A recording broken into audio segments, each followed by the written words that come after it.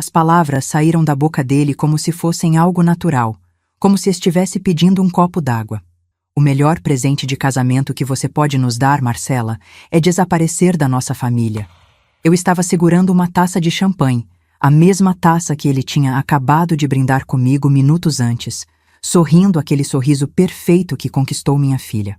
A taça tremeu na minha mão. Não caiu. Eu não deixei cair.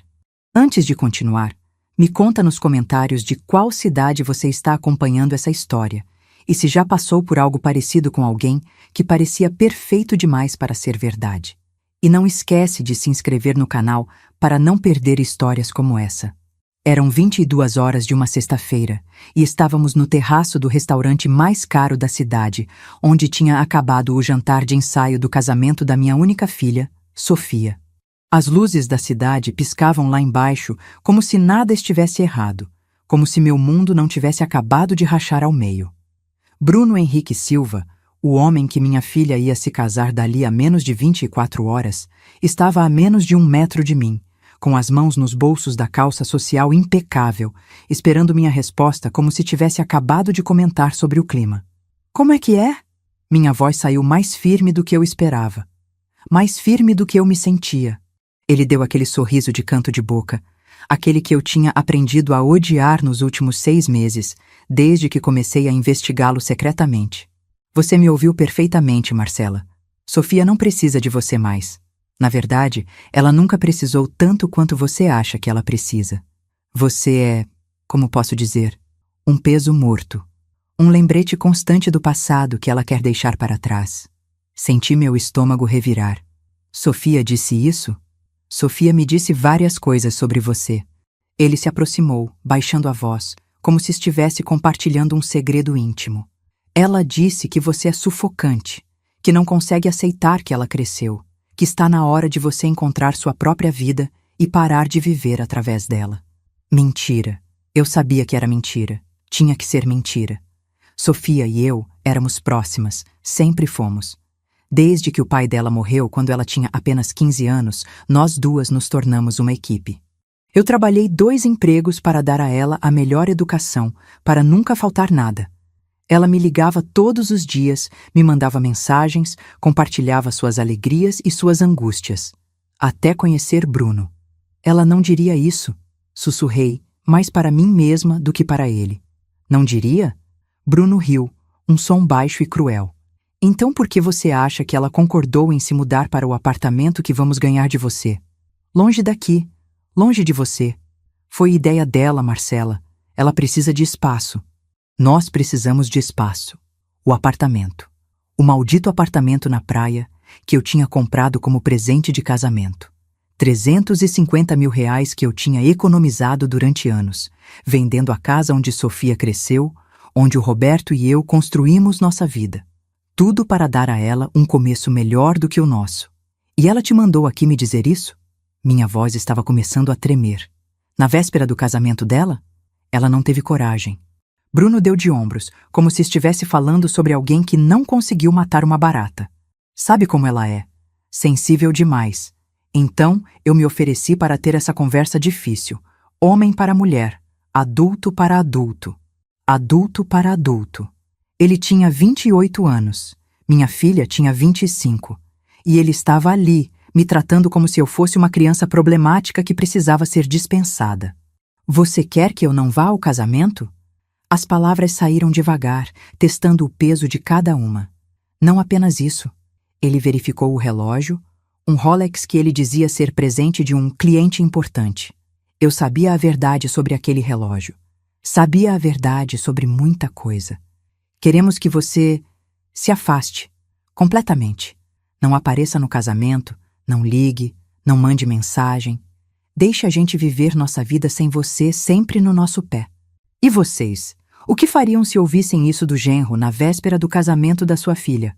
Olhei para ele. Realmente olhei. Vi o cabelo perfeitamente penteado, os dentes brancos demais, a pele bronzeada de academia cara. Vi a camisa de linho que provavelmente custou mais do que eu gastava em roupas em um ano inteiro. Vi o homem que tinha seduzido minha filha com jantares românticos, viagens de fim de semana, promessas de um futuro brilhante como empresário de sucesso. E então vi o que ele não sabia que eu via. Vi o fraudador, o mentiroso, o homem que tinha uma ficha criminal em 3 estados diferentes, sempre usando nomes ligeiramente diferentes. Bruno Henrique Silva, Bruno H. da Silva, Henrique B. Silva.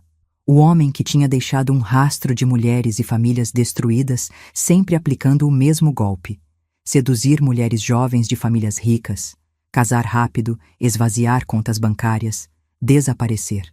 Mas desta vez, ele tinha cometido um erro. Desta vez, ele tinha escolhido uma filha cuja mãe não era idiota.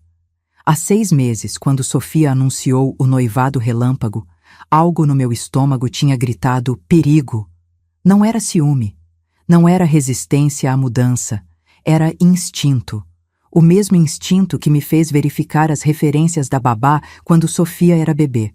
O mesmo instinto que me fez ler todas as letras miúdas antes de assinar o contrato da casa. Então, eu contratei Alexandre Santos, um detetive particular que tinha sido recomendado por uma amiga advogada. Só para ter certeza, eu disse a ele. Só para saber que minha filha está em boas mãos. Alexandre levou 3 semanas para voltar com o primeiro relatório. E então, mais 2 meses para compilar tudo. Fotos, documentos, depoimentos, uma pasta com quase 200 páginas de evidências sobre quem Bruno Henrique Silva realmente era. Eu tinha chorado quando li. Tinha vomitado. Tinha passado noites inteiras sem dormir, imaginando como contar para Sofia, como destruir a felicidade dela sem destruir nossa relação, como fazê-la acreditar em mim quando ela estava tão apaixonada, tão cega. Tentei. 2 vezes. Na primeira, mostrei algumas fotos de Bruno com outra mulher. Sofia disse que eram antigas, de antes de a conhecer, que ele já tinha me explicado sobre ex-namoradas. Na segunda vez, mostrei um processo por estelionato. Ela disse que era perseguição de uma ex-sócia invejosa, que Bruno já tinha me contado sobre aquela mulher louca que não aceitava o fim da parceria de negócios. Ele sempre chegava primeiro, sempre tinha uma explicação, sempre me fazia parecer a sogra paranoica, a mãe superprotetora que não conseguia aceitar que a filha tinha crescido. Mãe, pelo amor de Deus, Sofia tinha me dito na última vez, lágrimas escorrendo pelo rosto. Você não pode simplesmente ser feliz por mim? Você precisa arruinar tudo? Depois daquilo, eu parei de tentar. Não porque desisti, mas porque percebi que precisava de outra estratégia. Precisava de provas tão irrefutáveis, tão públicas, tão devastadoras, que nem mesmo o charme de Bruno pudesse rebatê-las. Então continuei investigando, sem contar para Sofia. Enquanto ajudava a escolher flores para o casamento, Alexandre descobria mais 3 vítimas. Enquanto experimentava vestidos de mãe da noiva, ele encontrava documentos de empresas fantasmas. Enquanto provava bolos, ele coletava boletins de ocorrência. E agora, no terraço daquele restaurante caro, com a cidade inteira piscando lá embaixo, Bruno estava me dando exatamente o que eu precisava para executar meu plano. Tudo bem, eu disse finalmente. Ele piscou, claramente surpreso. Tudo bem? Tudo bem, vou desaparecer. Bebi o resto da minha champanhe, sentindo o líquido queimar minha garganta. Vou dar a vocês o presente que estão pedindo. Vi a satisfação espalhar-se pelo rosto dele como óleo em água. Fico feliz que você esteja sendo razoável, Marcela. É melhor para todo mundo. Acredite em mim. Só uma coisa, eu disse, colocando a taça vazia na mesa mais próxima. O apartamento. Vou precisar de alguns dias para transferir a escritura para o nome de vocês. Questões burocráticas. Claro, claro. Não tem pressa. Ele já estava se virando, pronto para voltar ao salão onde Sofia provavelmente o procurava. Só não apareça amanhã, ok? Seria constrangedor para todo mundo. Não vou aparecer, eu menti. Ele acenou com a cabeça, satisfeito, e desapareceu de volta pelo caminho de onde tinha vindo. Ouvi as portas de vidro se fecharem, o murmúrio de conversas e risadas voltando, a vida seguindo como se nada tivesse acontecido. Fiquei sozinha no terraço por mais 5 minutos. Deixei o vento frio da noite secar as lágrimas que eu não sabia que tinham começado a cair. Respirei fundo. 1 vez, 2, 3. Então peguei meu celular e liguei para 3 pessoas. A primeira foi Beatriz, minha corretora de imóveis. Bia, sou eu. Precisa vender o apartamento da praia. Agora. Essa noite, se possível. Aceito qualquer oferta razoável acima de 300 mil. Pode ser? Ela protestou. Disse que era loucura, que poderíamos conseguir mais se esperássemos. Não posso esperar, eu disse. Preciso do dinheiro líquido até amanhã de tarde. A segunda foi Alexandre. Você tem tudo pronto? Perguntei. Todas as cópias que pedimos? Ele confirmou. 67 pacotes, um para cada convidado do casamento. Perfeito, eu disse. Preciso que você os coloque no salão de festas amanhã, antes da cerimônia. Vão ser os presentes para os convidados. A terceira foi para minha impressora favorita, aquela que fazia trabalhos de última hora. Cristina, preciso de um serviço urgente. Quando voltei para dentro do restaurante, Sofia veio correndo até mim, preocupação estampada no rosto lindo que era tão parecido com o do pai dela. Mãe, onde você estava? O Bruno disse que você não estava se sentindo bem. Segurei o rosto dela entre minhas mãos. Memorizei cada detalhe. Os olhos castanhos brilhantes, as sardas no nariz, o sorriso que iluminava o mundo inteiro. Minha menina, minha Sofia. Estou ótima, meu amor, eu disse, beijando sua testa. Só precisava de um pouco de ar fresco. Você sabe como eu fico emotiva com essas coisas. Eu sei. Ela me abraçou forte e eu senti meu coração partir um pouquinho mais. Mãe, eu te amo tanto. Você sabe disso, né? Nada vai mudar isso. Nem o casamento, nem a mudança para o apartamento. Você sempre vai ser minha mãe. Eu sei, querida. Segurei-a mais apertado. E você sempre vai ser minha filha. Por cima do ombro dela, vi Bruno nos observando do outro lado do salão. Ele levantou a taça para mim, aquele maldito sorriso superior no rosto. Achando que tinha vencido. Achando que eu era só mais uma mulher velha e fraca que ele podia manipular e descartar. Ele não tinha ideia. Sorri de volta. Um sorriso que ele interpretou como submissão. Um sorriso que era, na verdade, uma promessa. Amanhã, no casamento dele, na frente de todos os amigos e familiares dele, na frente de todas as pessoas que ele tinha impressionado e enganado, eu ia dar a ele exatamente o que ele tinha pedido. Eu ia desaparecer. Mas não antes de destruir completamente a vida dele. Cheguei em casa perto da meia-noite. A casa estava silenciosa, vazia. Depois de vender a casa onde Sofia cresceu, eu tinha alugado esse apartamento pequeno, temporário, até ela e Bruno se casarem e eu decidir o que fazer com minha vida. Agora, olhava para as caixas ainda pela metade, as fotos ainda apoiadas contra as paredes, esperando para serem penduradas, e percebi que tinha sabido, no fundo, que isso ia acontecer. Liguei meu computador e abri a pasta que Alexandre tinha me enviado por e-mail criptografado. Operação Envelope. Eu tinha chamado meio de brincadeira, quando planejamos isso há 2 semanas, depois que ele me mostrou as últimas evidências. Você tem certeza sobre isso, Marcela? Alexandre tinha perguntado, sua voz cheia de preocupação. Uma vez que você fizer isso, não tem volta. Vai doer muito. Para você, para Sofia, para todos. Já está doendo, eu tinha respondido.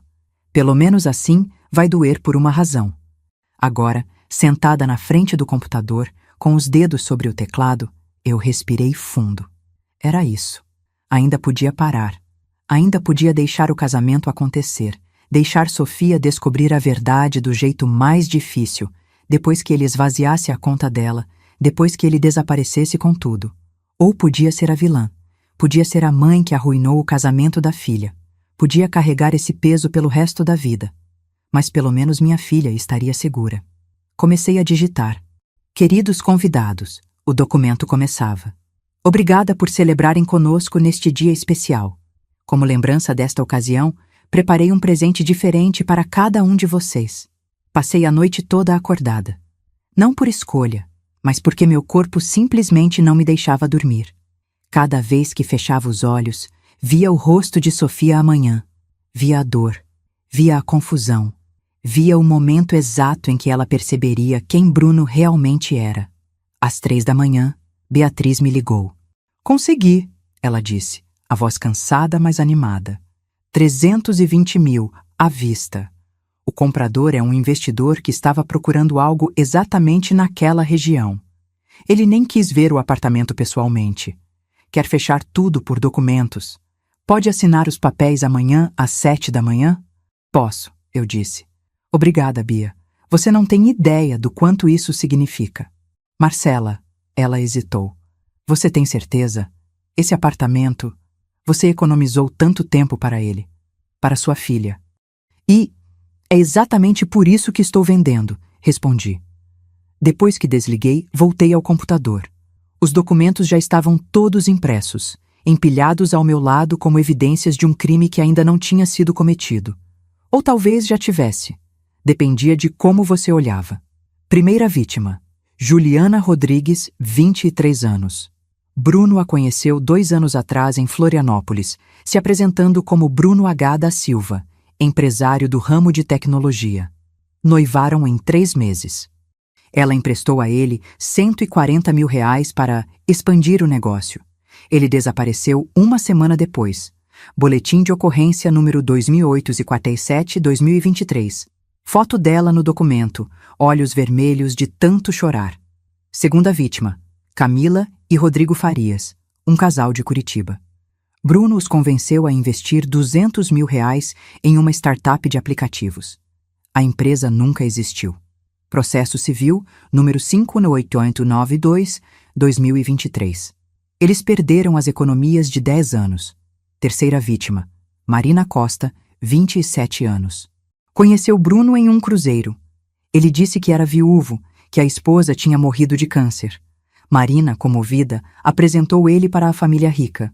3 meses depois, joias da avó dela, avaliadas em 80 mil reais, desapareceram. Ele também. Boletim de ocorrência número 1523-2024. E assim ia. Página após página. Rosto após rosto. História após história. 17 vítimas identificadas. Mais de R$1 milhão roubados. E essas eram apenas as que Alexandre conseguiu encontrar. Cada envelope teria uma cópia de tudo. 67 envelopes. 67 pessoas olhando para a mesma verdade ao mesmo tempo. 67 testemunhas. Impossível de negar. Impossível de explicar. Impossível de esconder. Terminei de organizar os últimos documentos quando o sol começou a nascer. Tomei um banho longo, deixando a água quente lavar o cansaço dos ossos, mas não a determinação. Vesti um vestido azul marinho simples, prendi o cabelo em um coque elegante, passei uma maquiagem leve. Olhei-me no espelho. Você vai destruir o casamento da sua filha hoje, eu disse para meu reflexo. Você vai ser a vilã da história. Você vai carregar isso para sempre. Meu reflexo não piscou. Mas ela vai estar segura. Às 7 horas, assinei a venda do apartamento no escritório de Beatriz. 320 mil reais transferidos para minha conta. O presente de casamento, liquidado. Transformado em evidência de que eu não era a mãe controladora que Bruno pintava. Eu tinha dado a eles o que prometera. Eles apenas não iam receber da forma que esperavam. Às 9 horas, Alexandre me encontrou no estacionamento do clube, onde seria a cerimônia e a recepção. Ele tinha um carro, um sedã preto discreto, com o porta-malas cheio de caixas. São 67, ele confirmou, abrindo uma das caixas para me mostrar. Envelopes dourados elegantes, cada um com um cartão impresso. Uma lembrança especial da mãe da noiva. Consegui acesso ao salão. O pessoal da organização acha que são lembrancinhas de casamento normais. Vão colocar um em cada lugar durante o café da manhã, antes da cerimônia. Olhei para os envelopes, tão bonitos, tão inocentes por fora, tão devastadores por dentro. Marcela, Alexandre tocou meu braço gentilmente. Última chance de voltar atrás. Eu posso pegar essas caixas e ir embora. Ninguém nunca precisa saber. Balancei a cabeça. Não, isso precisa acontecer. Vai doer, ele disse, e havia compaixão genuína em seus olhos. Ele era pai de 2 filhas. Ele entendia. Eu sei. Respirei fundo. Mas a alternativa seria ela descobrir sozinha, daqui a 6 meses ou 1 ano, quando ele já tivesse esvaziado todas as contas e desaparecido. Pelo menos assim, eu estarei aqui, para segurar ela quando desmoronar. Se é que ela me deixar, pensei, mas não disse em voz alta. Alexandre assentiu e começou a levar as caixas para dentro. Eu fiquei no carro, tremendo apesar do calor do dia. Peguei meu celular. Tinha 3 mensagens de Sofia. Mãe, bom dia. O dia finalmente chegou. Você já está acordada? Tô nervosa demais. Mal posso esperar para te ver. Te amo. Cada emoji de coração era uma faca. Li as mensagens 5 vezes. Memorizei cada palavra. Porque sabia que, depois de hoje, ela talvez nunca mais mandasse mensagens assim para mim. Respondi. Também te amo, meu amor. Mais do que você pode imaginar. E vocês já precisaram tomar uma decisão que vocês sabiam que ia machucar alguém que amam, mas era a única decisão certa? A cerimônia estava marcada para 11 horas. Cheguei às 10h15. O clube estava lindo, decorado com flores brancas e douradas, exatamente como Sofia tinha sonhado. Havia um altar montado no jardim com vista para o lago. Cadeiras brancas perfeitamente alinhadas. Um tapete de pétalas de rosas marcando o caminho. Tudo perfeito. Tudo como ela queria. E eu ia destruir tudo isso. Entrei pela porta lateral, evitando a área principal onde os convidados já começavam a chegar. Precisava ver Sofia. Precisava ter mais um momento com ela antes que tudo desmoronasse. A suíte da noiva ficava no 2º andar, uma sala ampla com espelhos em todas as paredes. Bati na porta gentilmente. Entra! A voz dela, animada, nervosa, feliz. Ela estava em frente ao espelho, ainda de roupão, enquanto a maquiadora trabalhava em seu rosto. Quando me viu, seus olhos se iluminaram. Mãe! Ela se levantou e correu até mim, quase derrubando a maquiadora. Me abraçou com tanta força que senti meu coração partir de novo. Você veio cedo. Que bom! Não ia perder esse momento por nada, eu disse, e era verdade. Mesmo sabendo o que viria depois. Você está linda, ela disse, me olhando de cima a baixo. Adorei o vestido. Você que vai estar linda, respondi, alisando o cabelo dela. A noiva mais linda do mundo. Para, mãe, você vai me fazer chorar e a Fernanda acabou de fazer minha maquiagem. Mas ela estava sorrindo, aquele sorriso enorme que iluminava todo o rosto. Passamos a próxima meia hora juntas. Eu ajudei a colocar o vestido, ajustei o véu, prendi a pulseira que tinha sido da minha mãe em seu pulso. Cada gesto era uma despedida silenciosa, um pedido de desculpas antecipado. Mãe, você está estranha, Sofia disse em determinado momento, me olhando através do espelho. Está tudo bem? Estou emotiva, eu disse, o que não era mentira. É minha filha se casando. Eu sei que você e o Bruno não começaram com o pé direito, ela disse hesitante. Mas ele me faz tão feliz, mãe. Ele me entende, me apoia, faz eu me sentir especial. Eu sei, querida. As palavras doíam ao sair. E sei que você ficou meio magoada com a ideia de a gente se mudar para o apartamento, ela continuou. Mas não é porque a gente não quer você por perto. É só... a gente precisa do nosso espaço, sabe? Para construir nossa própria vida. Ele tinha preparado ela. Claro que tinha. Tinha plantado as sementes da dúvida, tinha feito parecer que a ideia de se afastar tinha vindo dela. Entendo perfeitamente, eu disse. E estou feliz por vocês. De verdade. Ela se virou e me abraçou de novo. Obrigada por entender, mãe. Obrigada por tudo. Você é a melhor mãe do mundo. Segurei ela mais apertado, gravando na memória o perfume dela, o calor dela, o som da respiração dela. E você é a melhor filha do mundo, sussurrei. Um pouco antes das 11, saí da suíte. Precisava estar no meu lugar antes da cerimônia começar. Desci as escadas com as pernas bambas, cada degrau mais difícil que o anterior. No jardim, os convidados já estavam sentados. Reconheci muitos rostos. Primos de Sofia. Amigas da faculdade. Meus próprios amigos. E do lado de Bruno, rostos que eu não conhecia. Ou melhor, rostos que eu conhecia dos relatórios. Cúmplices, Vítimas, pessoas que acreditavam na mentira dele tanto quanto Sofia? Vi também alguns rostos que Alexandre tinha me mostrado. Juliana Rodrigues estava lá. Ela tinha aceitado o convite mesmo depois de tudo, talvez por curiosidade, talvez esperando algum tipo de fechamento. Marina Costa também. Elas não sabiam que outras vítimas estavam presentes. Elas não sabiam o que estava por vir. Sentei na primeira fila, no lugar reservado para a mãe da noiva. Ao meu lado, o lugar que deveria ser do pai de Sofia estava vazio, marcado apenas com uma rosa branca. Roberto deveria estar aqui. Roberto saberia o que fazer. Roberto me diria se eu estava certa ou completamente louca. Mas Roberto estava morto há 10 anos, e eu estava sozinha nessa. A música começou. Todo mundo se levantou. Vi Sofia aparecer no fim do tapete de pétalas, radiante em seu vestido branco, segurando o buquê com as 2 mãos. Sozinha, porque não tinha ninguém para entregá-la. Ela tinha me pedido para fazer isso, mas eu tinha recusado, dizendo que queria vê-la caminhar independente, forte, dona de si. A verdade é que eu não conseguiria.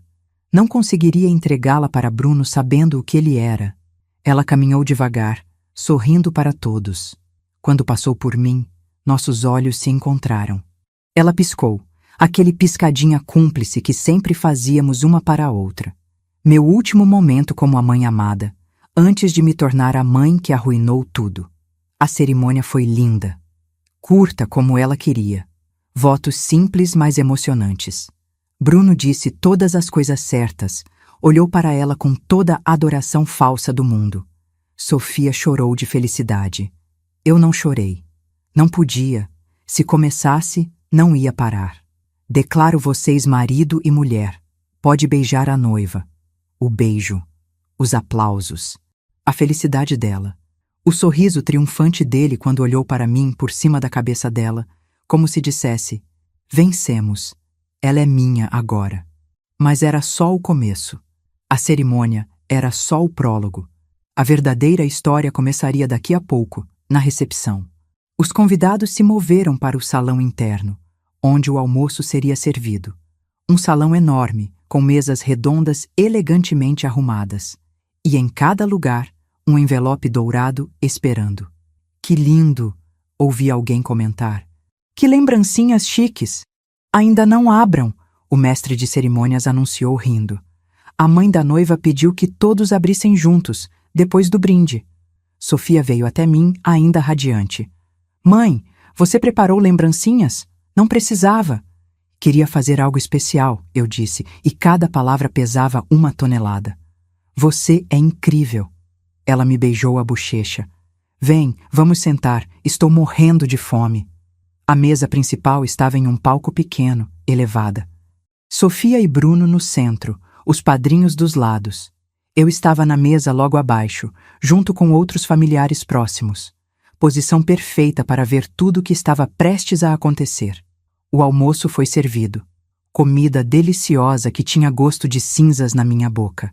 Conversas alegres ao meu redor que soavam como ruído branco. Bruno fez um brinde. Sofia fez um brinde. Todos riram e bateram palmas. E então, finalmente, o momento. O mestre de cerimônias pegou o microfone. E agora, temos uma surpresa especial. A mãe da noiva, Marcela, preparou um presente único para todos os convidados. Marcela, quer dizer algumas palavras? Não tinha planejado dizer nada, mas de repente senti que precisava. Levantei-me, pernas trêmulas, e peguei o microfone. Sofia, comecei, e minha voz ecoou pelo salão silencioso. Minha filha, desde o dia em que você nasceu, tudo o que fiz foi pensando no seu bem-estar, na sua felicidade, na sua segurança. Ela sorriu para mim, olhos brilhando. Às vezes, continuei, ser mãe significa fazer escolhas difíceis. Significa fazer coisas que vão te machucar, mas são coisas necessárias. Vi a confusão começar a aparecer no rosto dela. Os envelopes na frente de vocês, eu disse para o salão, contêm informações importantes. Informações que todos merecem saber. Por favor, abram agora.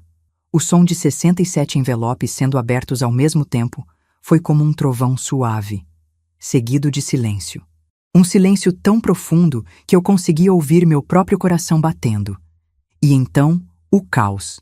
O primeiro grito veio de uma mulher que eu não conhecia, sentada 3 mesas à minha direita. Você roubou da minha irmã! Ela estava de pé, o envelope amassado na mão trêmula, apontando para Bruno. 80 mil reais. Você disse que ia investir em um restaurante. Antes que alguém pudesse processar, outro homem se levantou. Eu também. Você me deve 120 mil. Sua voz estava quebrada, décadas de raiva concentradas naquelas palavras. Minha empresa faliu por sua causa. E então foi como domínio. Um por um, pessoas começaram a se levantar, vozes se sobrepondo, cada uma contando uma história diferente, mas todas com o mesmo final. Bruno Henrique Silva tinha roubado deles, tinha mentido, tinha destruído suas vidas. Vi Juliana Rodrigues, a primeira vítima que eu tinha documentado, levantar-se com lágrimas escorrendo pelo rosto. Você disse que me amava, ela gritou, a voz rasgando o ar. Você disse que ia se casar comigo. E então desapareceu com todo o dinheiro que minha avó tinha me deixado. Bruno estava pálido, tão pálido que parecia que ia desmaiar. Ele olhou ao redor do salão, procurando uma saída, uma explicação, qualquer coisa. Seus olhos encontraram os meus, e vi o momento exato em que ele entendeu. O momento em que percebeu que tinha sido eu, que tinha me subestimado completamente. Isso é mentira! Ele gritou, levantando-se tão rápido que derrubou a cadeira atrás dele. São tudo mentiras! Essa mulher... Ele apontou para mim com um dedo acusador. É louca! Ela inventou tudo isso porque não aceita que eu casei com a filha dela. Mas ninguém estava olhando para mim. Todos estavam olhando para os documentos nas mãos. Boletins de ocorrência com números de protocolo, processos judiciais com números de caso, fotos dele com outras mulheres, outras vítimas em outras cidades, extratos bancários, contratos assinados, mensagens de texto impressas, tudo real, tudo verificável, tudo irrefutável. Sofia! Ele se virou para ela, desesperado, pegando as mãos dela que estavam congeladas sobre a mesa. Amor, você tem que acreditar em mim. Isso é tudo armação. Sua mãe está tentando nos separar. Sofia não disse nada. Ela estava olhando para o envelope na frente dela. Ainda não tinha aberto. Suas mãos tremiam tanto que o papel chacoalhava. Abre, Sofia, eu disse baixinho, mas alto o suficiente para ela ouvir através do caos. Você precisa ver. Não! Bruno tentou arrancar o envelope dela. Não olha isso! É tudo mentira! Mas Sofia já estava abrindo. Ela tirou os papéis com movimentos lentos, mecânicos, e começou a ler. Vi seu rosto mudar. Vi o momento em que a primeira dúvida apareceu. Depois a segunda. Depois, a certeza terrível. Ela folheou as páginas, uma após a outra, os olhos ficando cada vez mais largos, a respiração cada vez mais rápida. Sofia, escuta! Bruno estava implorando agora, tentando pegar os papéis dela. Eu posso explicar tudo isso. Cada coisa tem uma explicação. Ela parou em uma página específica. Uma foto. Bruno abraçado com uma mulher morena bonita, os dois de aliança. A mulher estava grávida. Quem é ela? A voz de Sofia saiu tão baixa que quase não ouvi. Bruno ficou mudo. Quem é ela? Sofia gritou, se levantando tão rápido que a cadeira voou para trás. Você está casado? Você tem um filho? Estava, ele disse desesperado. Estava casado, já terminamos. Ela sabe de você, eu ia te contar. Quando? Sofia estava chorando agora. Lágrimas caindo sobre o vestido de noiva branco, manchando o tecido. Quando ia me contar? Quando você tivesse roubado tudo de mim também? Olhei ao redor do salão. Vi pessoas chorando, algumas de raiva, algumas de dor. Algumas, como Sofia, de traição. Vi padrinhos e madrinhas sem saber o que fazer, presos entre apoiar o casal e processar a verdade que acabavam de descobrir. Vi fotógrafos abaixarem as câmeras, percebendo que essa não era mais uma celebração. E então vi os policiais. 2 deles entrando pela porta principal. Não os tinha chamado, mas alguém tinha. Talvez várias pessoas tinham, assim que abriram os envelopes e reconheceram as evidências do crime. Bruno Henrique Silva, Um dos policiais disse, atravessando o salão. Todo mundo abriu caminho silenciosamente. Bruno olhou para a porta dos fundos. Viu o cálculo em seus olhos. Quanto tempo levaria para chegar lá? Ele conseguiria? Ele tentou. Pular do pequeno palco onde estava a mesa principal e correr. Mas seus padrinhos, que agora tinham lido sobre seus crimes, seguraram ele. Não com violência, apenas com determinação silenciosa. Você está preso por estelionato, o policial disse, colocando as algemas. Você tem o direito de permanecer calado.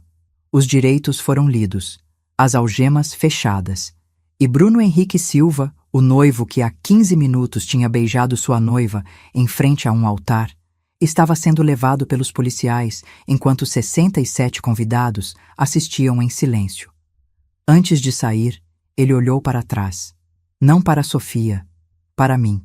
Você vai pagar por isso, ele disse, baixo, mas claro. Você destruiu sua filha.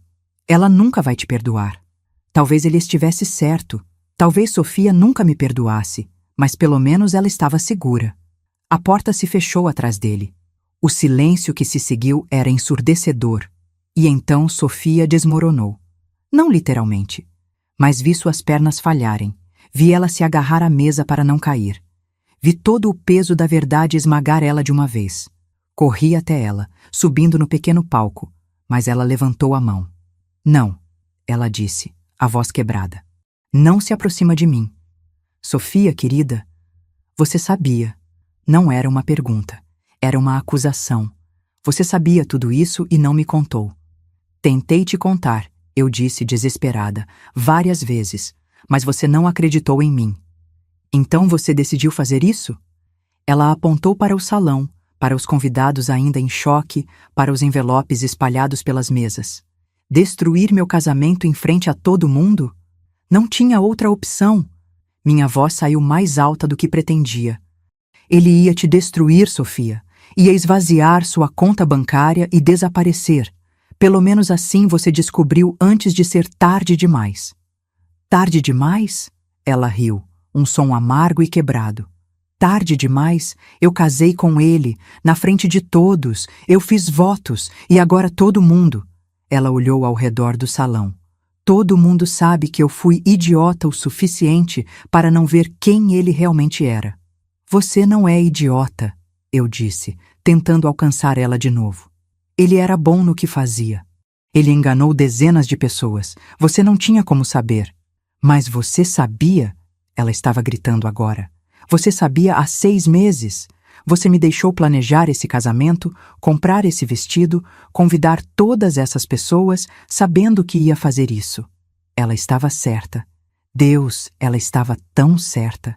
Eu tinha deixado ela continuar planejando, sonhando, se apaixonando cada vez mais, sabendo que ia terminar exatamente assim. Eu sinto muito, sussurrei. Eu sinto tanto, Sofia. Sai daqui. Ela se virou, me dando as costas. Vá embora, não quero ver você. Sofia, por favor, embora! Ela gritou tão alto que sua voz ecoou pelas paredes. Você conseguiu o que queria. Ele se foi, agora você também vai. Senti meu coração se partir definitivamente. Mas fiz o que ela pediu. Me virei e comecei a descer do palco. Cada passo era mais pesado que o anterior. Parei na saída e olhei para trás uma última vez. Sofia estava de pé no meio do palco vazio, sozinha em seu vestido de noiva, cercada de flores e decorações de um casamento que tinha acabado antes de começar. Lágrimas manchando a maquiagem perfeita. Buquê caído no chão. Minha filha, minha Sofia, a pessoa que eu mais amava no mundo. E ela tinha me pedido para ir embora. Saí do clube e não olhei para trás de novo. Sentei no meu carro no estacionamento por quanto tempo? Não sei. Podiam ter sido minutos ou horas. Chorei até não ter mais lágrimas. Até minha garganta doer. Até meus olhos ficarem inchados demais para enxergar direito. Meu celular tocou. Alexandre. Vi as notícias. Ele disse, gentil.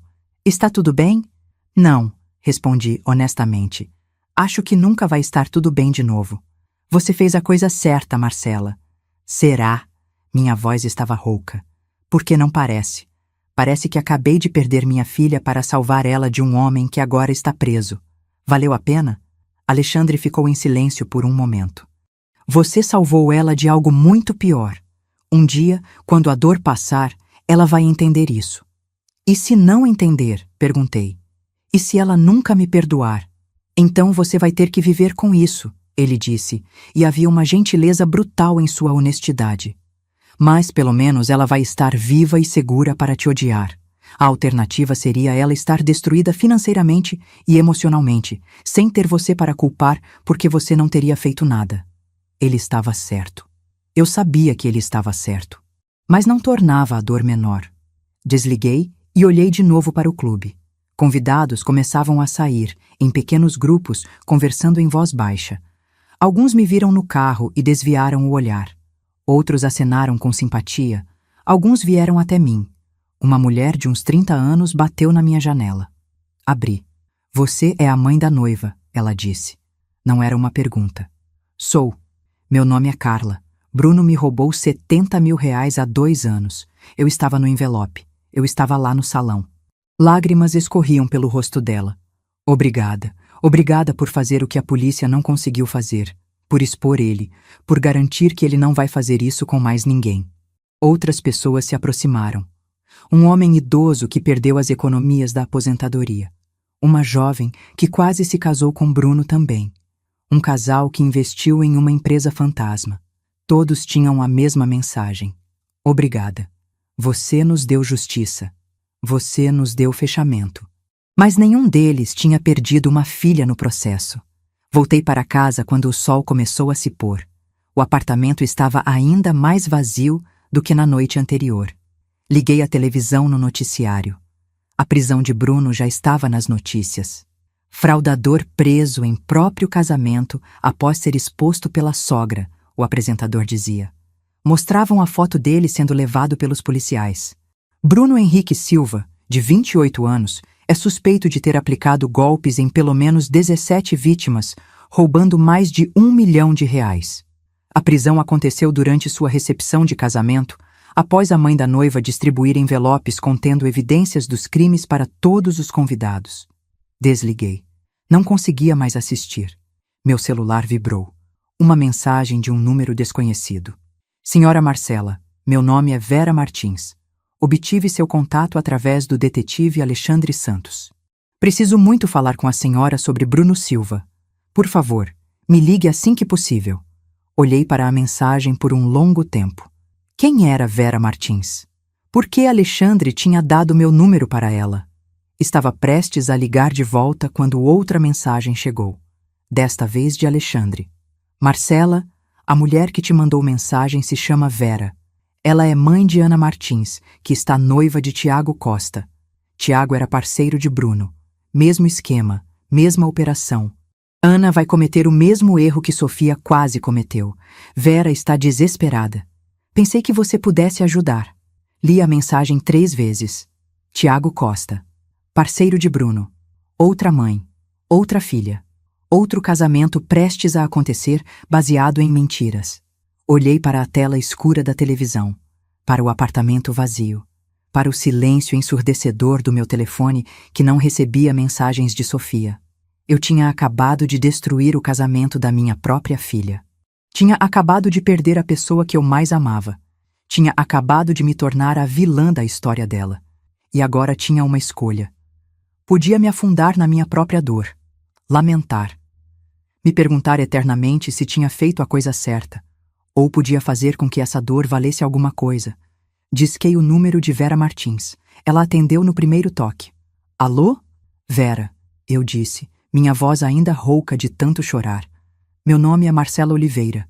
Ouvi dizer que você precisa de ajuda. E vocês fariam de novo? Se pudessem voltar atrás, mudariam alguma coisa? Ou fariam exatamente o mesmo, mesmo sabendo o quanto ia doer? Nos dias seguintes, mergulhei na investigação sobre Tiago Costa e Ana Martins. Era mais fácil focar na dor de outra pessoa do que na minha própria. Mais fácil tentar salvar outra filha do que processar que talvez tivesse perdido a minha. Sofia não me ligou. Não respondeu minhas mensagens. Não atendeu minhas ligações. Era como se eu tivesse realmente desaparecido da vida dela, como Bruno tinha pedido na véspera do casamento. A ironia não passou despercebida.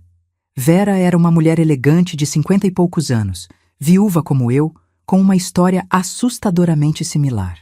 Filha única, herdeira de uma fortuna considerável, noivo charmoso que apareceu do nada e varreu Ana dos pés. Casamento marcado para daqui a 3 semanas. Eu também senti que algo estava errado, Vera me disse quando nos encontramos pessoalmente em um café discreto.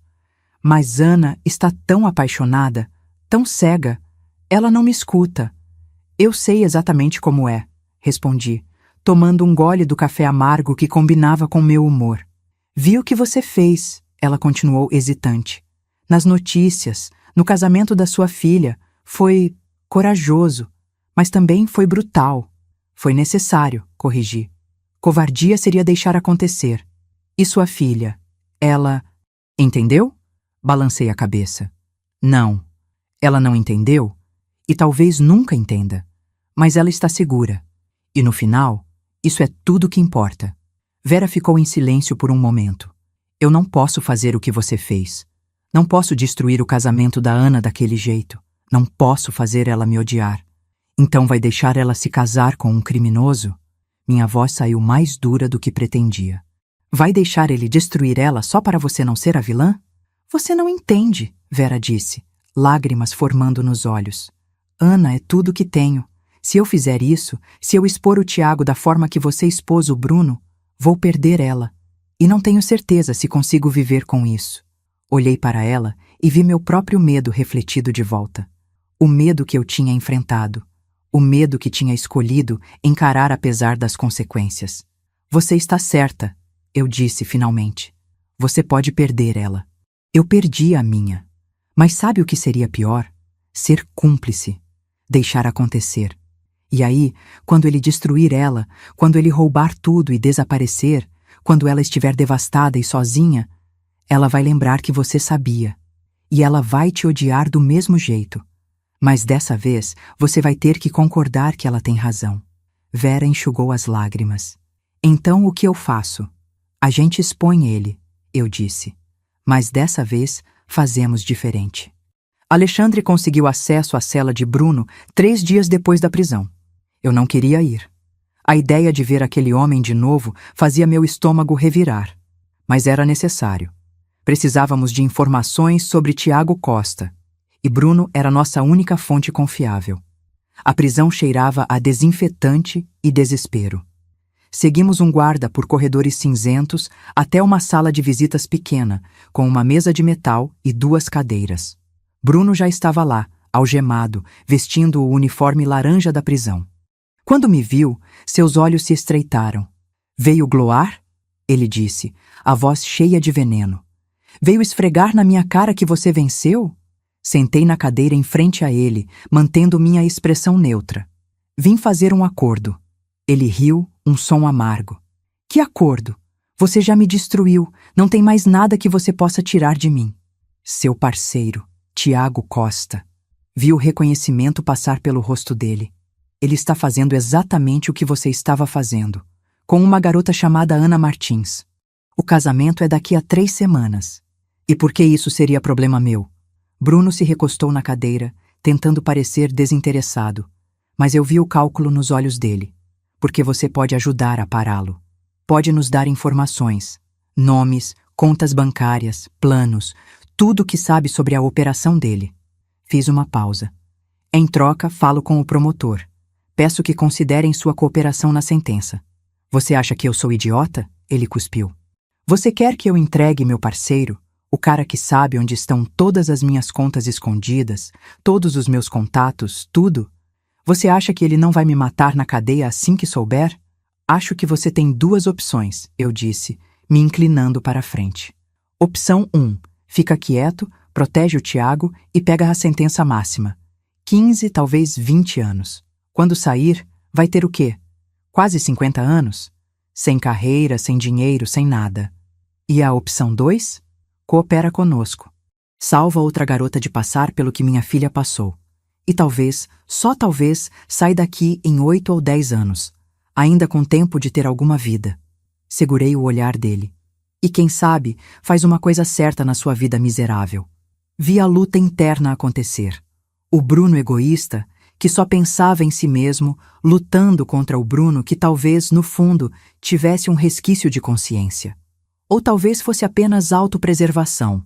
Não importava, desde que funcionasse. Tem que me garantir proteção, ele disse finalmente. Se eu entregar o Tiago, ele vai mandar alguém atrás de mim aqui dentro. Alexandre vai arranjar isso, respondi. Transferência para outra unidade. Cela isolada se necessário. Bruno ficou em silêncio por um longo momento. Depois suspirou. O som de alguém finalmente aceitando a derrota. Tudo bem. Vou contar tudo o que sei sobre o Tiago. E contou. Por 2 horas, Bruno detalhou toda a operação. Como eles se conheceram em um esquema anterior. Como dividiam informações sobre alvos potenciais, mulheres jovens de famílias ricas, preferencialmente com pais mortos ou ausentes. Como estudavam suas vítimas por meses antes de fazer o primeiro contato. Como criavam personas falsas, histórias elaboradas, até documentos falsos. A Ana, Bruno disse em certo ponto, foi o Tiago quem encontrou. Filha única, mãe viúva, herança de mais de 5 milhões. Ele está trabalhando nela há 1 ano. O casamento é só o fim do jogo. E depois do casamento? Depois ele tem acesso às contas dela. Vai começar a transferir dinheiro aos poucos, dizendo que são investimentos. Em 6 meses, quando já tiver tirado pelo menos metade, ele vai desaparecer. Provavelmente vai fingir que morreu. Acidente de carro, alguma coisa assim. O corpo nunca é encontrado. E a Ana fica com dívidas que ele criou em nome dela e sem metade da herança. Meu estômago revirou. Era exatamente o que teria acontecido com Sofia. Onde o Tiago está agora? Alexandre perguntou, fazendo anotações. Provavelmente com a Ana. Ele se mudou para o apartamento dela há 3 meses. Disse a ela que tinha vendido o dele para investir no negócio deles. Bruno riu amargamente. Ele nunca teve apartamento. Tudo mentira.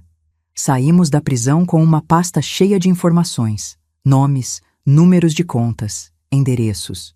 Tudo o que precisávamos para construir um caso contra Tiago Costa. Isso é suficiente para prendê-lo? Perguntei a Alexandre no caminho de volta. Para prender? Talvez? Para convencer uma noiva apaixonada? Ele balançou a cabeça. Isso vai ser mais difícil. Ele estava certo. Quando Vera tentou mostrar as evidências para Ana, a reação foi exatamente o que eu tinha esperado. Negação. Raiva. Acusações de que a mãe estava tentando sabotar sua felicidade. É igualzinho. Vera me disse pelo telefone, chorando. Ela não acredita em nada. Diz que são mentiras, que alguém está tentando prejudicar o Tiago. Ela está me cortando da vida dela, Marcela, assim como Sofia te cortou. Sentei na minha cama, olhando para a foto de Sofia na minha mesa de cabeceira. 3 semanas desde o casamento desastroso. 3 semanas sem falar com minha filha. 3 semanas da pior dor que já senti na vida. Vera, eu disse, limpando minhas próprias lágrimas. Não podemos desistir. Se não fizermos nada, o Tiago vai destruir a Ana. E aí, você nunca vai se perdoar. Mas o que a gente faz? Ela não me escuta. Pensei por um longo momento. Lembrei do casamento, dos envelopes, do impacto de ver a verdade exposta de uma vez, de forma irrefutável, na frente de testemunhas. Mas também lembrei da dor de Sofia, do ódio nos olhos dela, da forma como tinha me pedido para ir embora. Não podia fazer o mesmo com Ana. Tinha que haver outra maneira. Precisamos fazer a Ana ver a verdade por ela mesma, eu disse lentamente, a ideia se formando enquanto falava. Não podemos simplesmente contar. Ela precisa descobrir sozinha, precisa confrontá-lo e ouvir as mentiras dela própria boca. Como? Organizamos um jantar. Você, eu, Ana e Tiago. Dizemos que é para você finalmente aceitar o relacionamento, fazer as pazes antes do casamento. Minha mente estava correndo agora. Mas nós gravamos tudo. E durante o jantar fazemos as perguntas certas. Perguntas que ele não vai conseguir responder sem mentir. E quando ele mentir, mostramos as evidências que provam que são mentiras. Ela vai me odiar de qualquer jeito, Vera sussurrou. Talvez, concordei. Mas pelo menos vai ser a verdade dela. Vai ser ela descobrindo com os próprios olhos quem ele realmente é. Não vai ser você contando. Vai ser ela vendo. Levamos uma semana para organizar tudo. Alexandre instalou câmeras discretas no restaurante particular que alugamos. Preparamos os documentos, as evidências, tudo organizadinho. Ensaiamos as perguntas que faríamos. Na noite do jantar, cheguei cedo. Meu coração estava batendo tão forte que sentia nas têmporas. Vera chegou logo depois, pálida e nervosa. Posso fazer isso? Ela perguntou, segurando minha mão. Posso realmente fazer isso com minha filha? Você pode, eu disse, apertando a mão dela de volta. E vai, porque você ama ela. Ana e Tiago chegaram pontualmente às 8. Ana era linda, jovem e radiante, com o olhar de quem está completamente apaixonada. Tiago era exatamente o que eu esperava. Charmoso, bem vestido, com aquele sorriso praticado que eu tinha visto tantas vezes no rosto de Bruno. Mãe, Ana disse, beijando o rosto de Vera com certa frieza. Que surpresa você querer jantar com a gente. Pensei que estava na hora de conhecer melhor o Tiago. Vera disse, sua voz surpreendentemente firme. Afinal, ele vai ser meu genro em poucas semanas.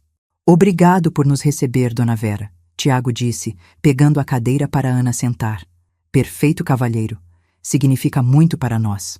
O jantar começou normalmente. Conversa leve. Perguntas sobre o casamento, sobre a lua de mel planejada. Tiago era bom, muito bom. Todas as respostas certas, todos os gestos certos. Mas então comecei a fazer as perguntas que tínhamos preparado. Tiago, Ana me contou que você trabalha com importação. Como exatamente funciona seu negócio? Vi o microsegundo de hesitação. É complexo. Basicamente, identifico produtos com potencial de mercado no exterior e facilito a entrada deles aqui no Brasil.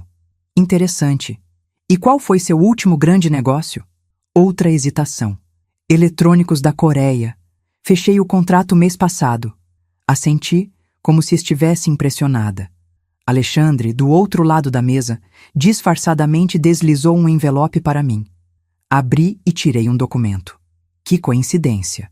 Porque, segundo a Receita Federal, sua empresa não registra nenhuma importação nos últimos 6 meses.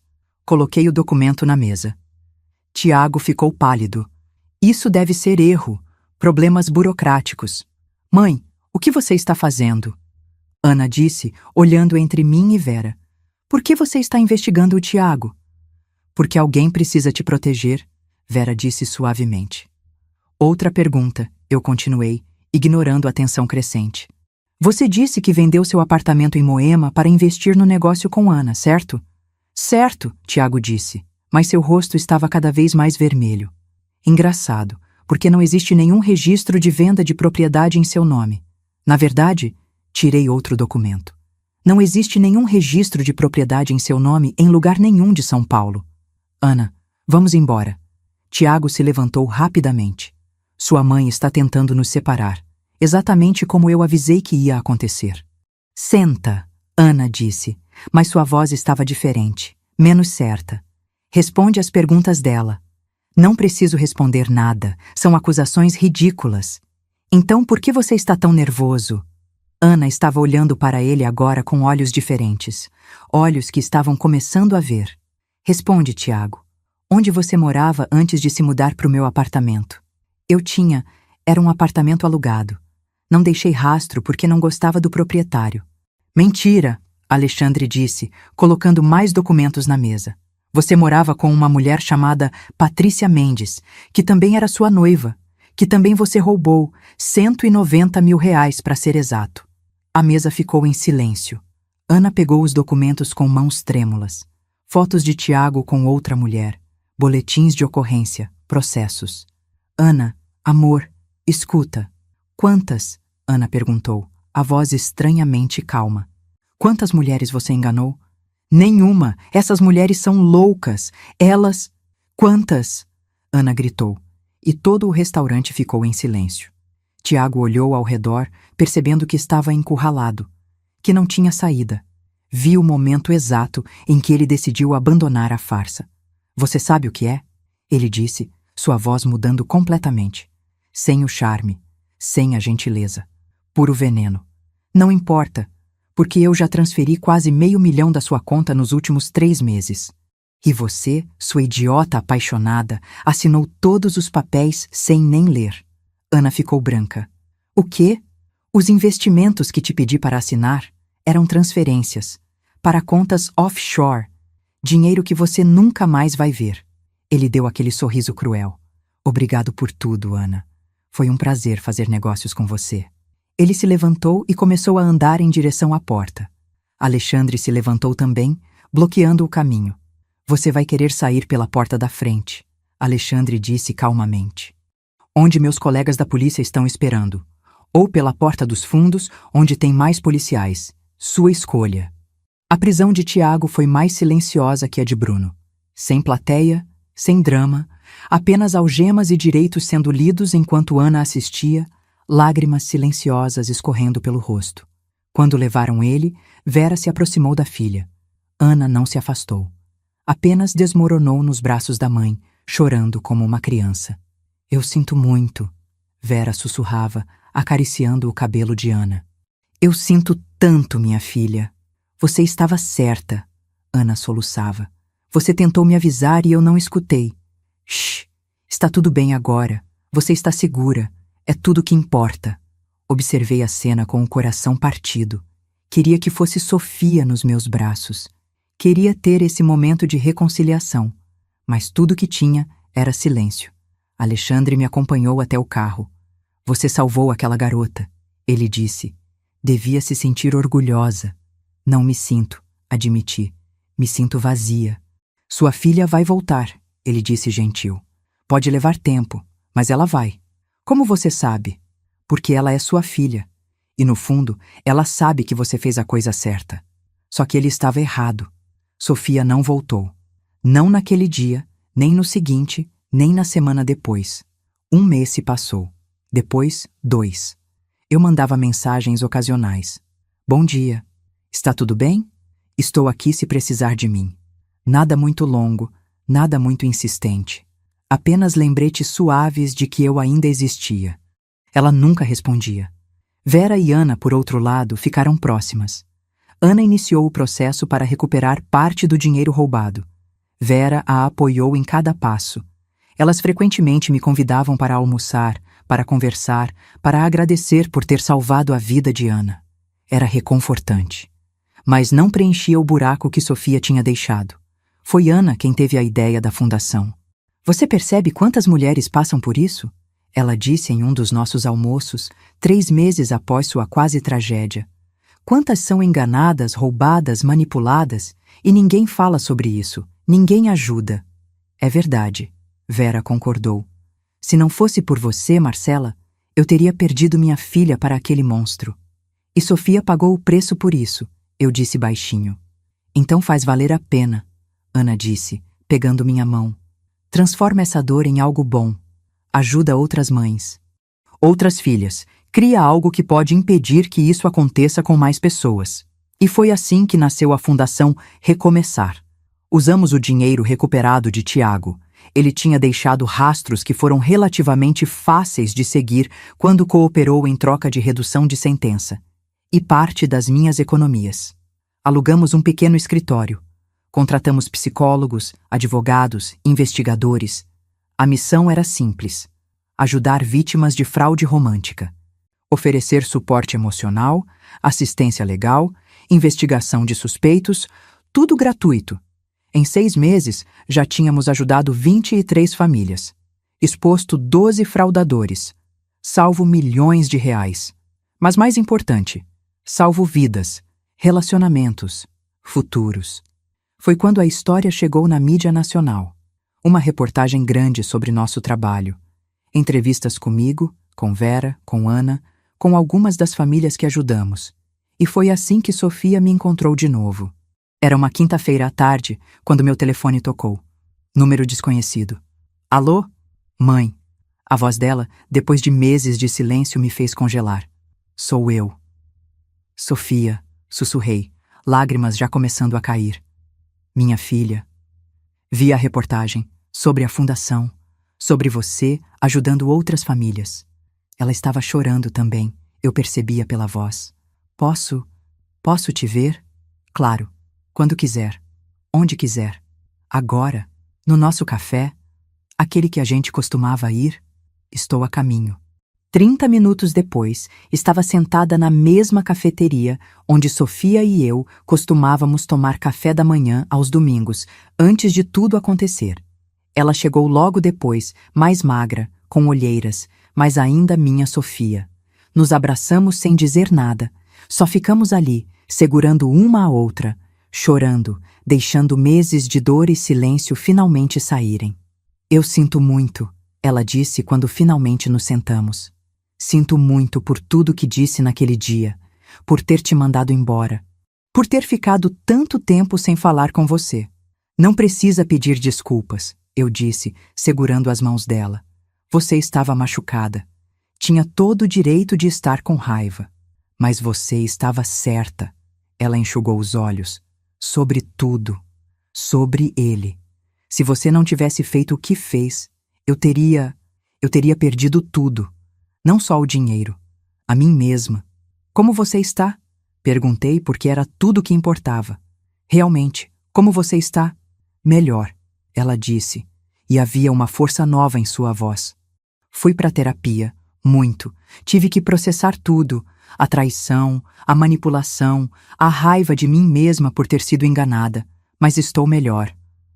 Ainda tenho pesadelos às vezes, ela admitiu. Sonho que casei com ele de verdade, que ele conseguiu me destruir. E acordo grata, mãe, grata por você ter me salvado, mesmo sabendo que ia doer. Choramos de novo, de alívio, de amor, de tudo que não conseguimos dizer nos meses de silêncio. A fundação, Sofia disse depois de um tempo. Posso ajudar? Quero fazer parte disso. Quero ajudar outras mulheres como eu. Tem certeza? Perguntei.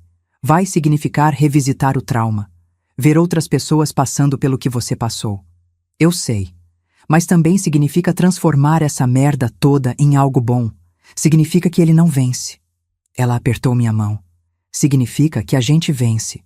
Sofia se juntou à fundação na semana seguinte. Começou como voluntária, conversando com noivas que suspeitavam de seus parceiros, oferecendo perspectiva de alguém que tinha estado lá. Sua história, sua força, sua recuperação inspiravam outras mulheres a serem corajosas, a investigarem, a se protegerem.